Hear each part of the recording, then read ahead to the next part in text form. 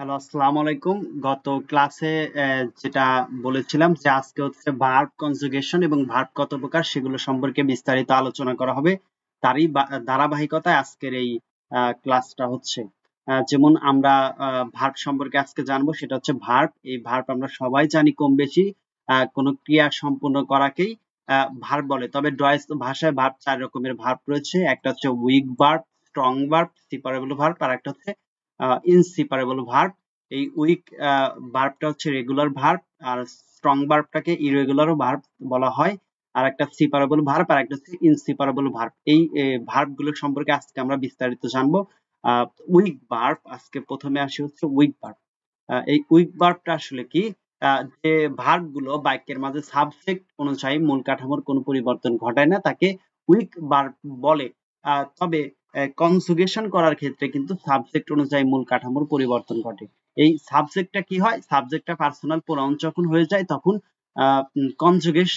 Conjugate যখন আমরা করব তখন এই ভার্বের কাঠামোর পরিবর্তনটা আমরা করব। সেটা যখন কনজুগেশন করানো হবে তখন সবাইকে বিস্তারিত আলোচনা করা হবে। আরেকটা হচ্ছে স্ট্রং ভার্ব, যে ভার্ব গুলো সাবজেক্ট অনুযায়ী মূল কাঠামোর কোনো পরিবর্তন ঘটে না, তাকে স্ট্রং ভার্ব বলে। যেমন গেভেন, গেভেন মানে হচ্ছে টু গিভ।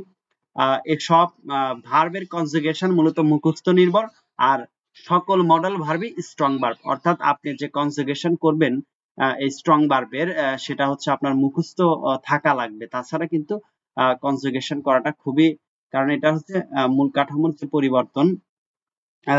পরিবর্তন ঘটাবে। কিভাবে ঘটাবে সেটা হচ্ছে পার্সোনাল প্রোনাউন অনুযায়ী। আমরা পার্সোনাল প্রোনাউন সম্পর্কে, প্রোনাউনের সাথে ভার্বের যে সম্পর্ক সেটা সম্পর্কে একটু পরে আলোচনা করব। তারপর হচ্ছে সিপারেবল ভার্ব। এই সিপারেবল ভার্ব হচ্ছে সেই সকল ভার্ব যে সকল ভার্ব গুলো কিছু প্রিফিক্স সহযোগে গঠিত। অর্থাৎ এই মূল ভার্বটার পূর্বে কিছু প্রিফিক্স থাকবে। প্রিফিক্স গুলো কি? এখানে হচ্ছে এইগুলো হচ্ছে প্রিফিক্স। এই প্রিফিক্সটা হাইলাইট করে দিচ্ছি। প্রিফিক্সটা হচ্ছে আফ, আন, আউফ, আউস, আইন, ভোর, সু, মিট, ডুকস। এগুলো প্রিফিক্স হিসাবে থাকবে। কখন থাকবে? এটা হচ্ছে ভার্বের পূর্বে থাকবে। যেমন সিপারেবল ভার্বের স্ট্রাকচারের নিয়মটা যেটা হচ্ছে, এটা হচ্ছে প্রিফিক্স থাকবে। প্রথমে কি থাকবে? প্রথমে একটি প্রিফিক্স থাকবে, তারপর হচ্ছে মূল ভার্ব থাকবে। অর্থাৎ মূল ভার্বের পূর্বে প্রিফিক্স থাকবে। এই দুটো মিলেই একটি নিউ ভার্ব, অর্থাৎ নতুন একটি ভার্বের উদ্ভব হবে। যেমন হচ্ছে আইন। এই আইন হচ্ছে একটি প্রিফিক্স। কাউফেন, কাউফেন হচ্ছে একটি ভার্ব। মূল কাঠামোর মূল ভার্ব হচ্ছে কাউফেন, কিন্তু এই প্রিফিক্স সহযোগে এটা কি হয়েছে? আইন কাউফেন। তাহলে এটা কি ভার্ব হিসাবে গণ্য হবে? এটা সিপারেবল ভার্ব হিসাবে গণ্য হবে। এখানে কিছু ভার্ব দেওয়া হয়েছে, যেমন here is the separable verb list. যেমন আপ, আপ হচ্ছে একটি প্রিফিক্স। এই প্রিফিক্স অনুযায়ী কি? আপ হোলেন, আপ হেভেন।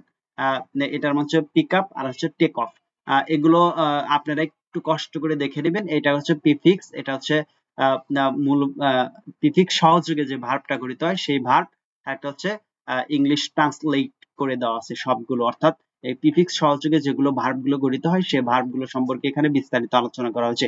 আর একটা হচ্ছে ইনসিপারেবল ভার্ব। ইনসিপারেবল ভার্ব হচ্ছে সেই সকল ভার্ব যে সকল ভার্বের পূর্বে কিছু প্রিফিক্স থাকে। এক্ষেত্রে এই প্রিফিক্স গুলো, অর্থাৎ আপনার সিপারেবল ভার্বে প্রিফিক্স থাকবে এবং ইনসিপারেবল ভার্বের ক্ষেত্রে প্রিফিক্স থাকবে। তবে এই প্রিফিক্স গুলো কি হবে? একই হবে না, সেম হবে না, আলাদা আলাদা প্রিফিক্স থাকবে। যেমন সিপারেবল ভার্বের ক্ষেত্রে যে প্রিফিক্স গুলো আমরা দিয়েছি, ইনসিপারেবল ভার্বের ক্ষেত্রে এই প্রিফিক্স গুলো কিন্তু হবে না। এখানে কোন প্রিফিক্স গুলো থাকবে? বি থাকবে, ইম থাকবে, ইন থাকবে, ইয়ার, গে, হিন্টার, মিস, ভিয়ার, ভিডার, সের, আন্ট। যেমন এখানে হচ্ছে প্রিফিক্স হচ্ছে আন্ট। এই আন্ট আর হচ্ছে মূল ভার্ব হচ্ছে WORTEN, অর্থাৎ এইটুকু হচ্ছে মূল কাঠামোর ভার্ব। এই ভার্বের পূর্বে যে প্রিফিক্সটা হয়েছে সেটা হচ্ছে আন্ট, ANT, আন্ট। এই প্রিফিক্সটা কি? কোনো বাক্যে যখন কোনো, সরি, কোনো এটা কি শব্দ, কোন শব্দে যখন এই প্রিফিক্স গুলো থাকবে তখন আমরা বুঝে নেব সেটা হচ্ছে একটি ইনসিপারেবল ভার্ব। এবং এই ইনসিপারেবল ভার্বের কনজুগেশন কিন্তু পার্সোনাল প্রোনাউনের উপর নির্ভরশীল। সেটা মাথায় রাখতে হবে। সে অনুযায়ী আমরা বাক্যে এগুলো ব্যবহার করব। যখন কনজুগেশন বর্ণ হবে তখন বিস্তারিত আলোচনা করা হবে।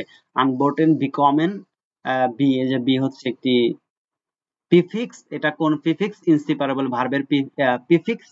আর হচ্ছে কমেন, এই কমেনের সাথে যুক্ত হয়। কমেন মানে হচ্ছে টু কাম, আর এই যে বিকমেন হয়ে গেছে মানে হচ্ছে গেট। দেখছেন ভার্বের পরিবর্তন অনুযায়ী তার মানেও বা অর্থেরও কিন্তু পরিবর্তন হয়ে গেছে। সো আমরা আজকে ভার্ব সম্পর্কে জানলাম। এরপরে হচ্ছে ভার্ব কিভাবে কনজুগেশন করতে হয়, কনজুগেট আমরা করব ভার্ব সাবজেক্ট বা পার্সোনাল প্রোনাউন অনুযায়ী, সেগুলো পরবর্তী ক্লাসে দেখানো হবে। ধন্যবাদ সবাইকে।